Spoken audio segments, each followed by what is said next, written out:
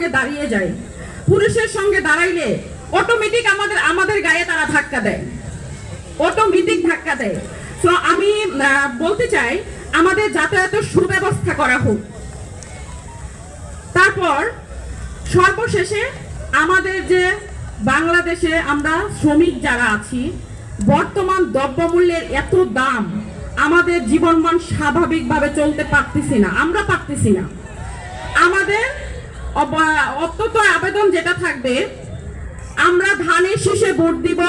এই 50 লক্ষ গার্মেন্টস শ্রমিক আমরা ধানের শীষে ভোট দিয়ে জয়যুক্ত করে ইনশাআল্লাহ আমাদের আকাঙ্ক্ষিত চাওয়াগুলো আপনাদের মাধ্যমে আপনারা পূরণ, আমাদের কথা হচ্ছে আপনারা পূরণ করবেন। আপনাদের কাছে একটাই চাওয়া,